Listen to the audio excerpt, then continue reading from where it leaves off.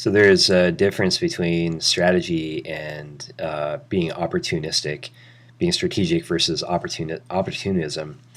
And one way to look at it is in a soccer game. Say, pick your sport, but I'm going to talk about soccer. You go into the game with a strategy based on the other team's weaknesses, strengths and weaknesses, and your strengths and weaknesses.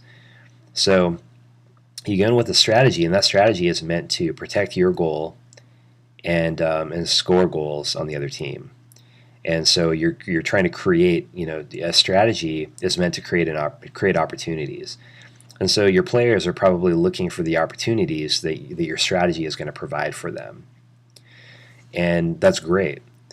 Then there are the opportunities that come up that aren't a part of the strategy. And that's a different mindset oftentimes. There are some people who call themselves opportunists. They don't necessarily create good opportunities. They aren't necessarily very skilled, but when there's an opportunity, they have a laser beam focus and they just bang it in the net, and they'll score a goal. So another example is so if there's a loose ball and it kind of comes out somewhere, an opportunist is someone who probably says, hey, maybe can sniff out those unexpected things and see them before they happen, and then and so they're not basing it on any strategy. It's just kind of a one-off, kind of an anomaly, and they're able to take advantage of those anomalies. Another example is when you're doing. I've actually been involved in some training to do for. When you go in and you clear a room, you clear a house, you bang in the door, and then you raise your gun and kind of clear out the space. One of the things that you do is you have general you have best practices and what the military calls doctrine, and then you have the strategy for the situation that you make before you go in. I mean, the back doors, the front doors. I mean, you kind of know the building layout. But what you don't know is all the variables. All those variables are unknowns. So you might bang in the door, but once you bang in the door and you've done your research, you know what the house looks like, and you know where the exits are and everything, and the layout. Still, there are a lot of variables. So you bang in the door, you know all those things, but then within those constraints, things can happen. Someone can pop up from behind a couch with a gun and start shooting at you. And so you have, in a close quarter combat situation, you want to have what's called soft eyes. And what that means, soft like eyes, like ocular, eyes. You bang in the door, and then you start looking for targets. And what happens is you might have tunnel vision, and that tunnel vision will cause you to not see threats that you maybe need to see and neutralize. And so the soft eyes idea gets people trained to think with soft eyes, and so that they have more of a peripheral vision. They can see more what's going on around them and not just that one target that caught their attention.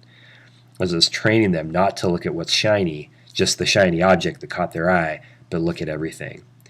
And so those are two examples. I mean, it's why opportunism isn't bad. It just has its place. Strategy isn't bad. It just has its place.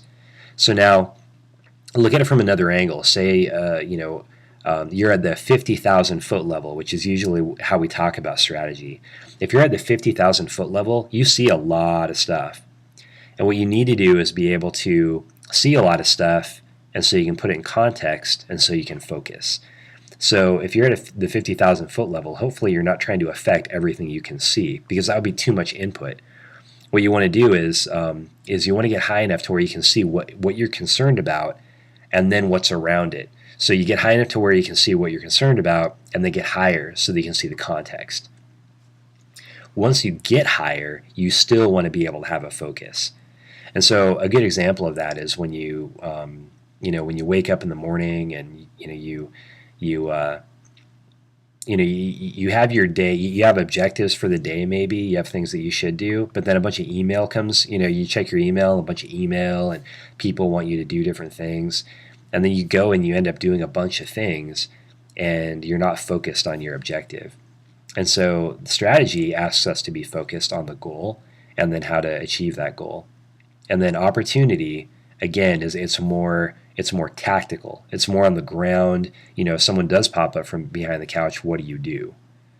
They start shooting at you. What do you do? Do you drop and so that you don't take headshots, or are you going to drop into their when they're trying to shoot you in the chest? Anyway, I'm getting off topic. Point is, strategy isn't good and opportunity bad. They just have their places, and it's important to recognize where those two things sit when you're trying to solve a problem.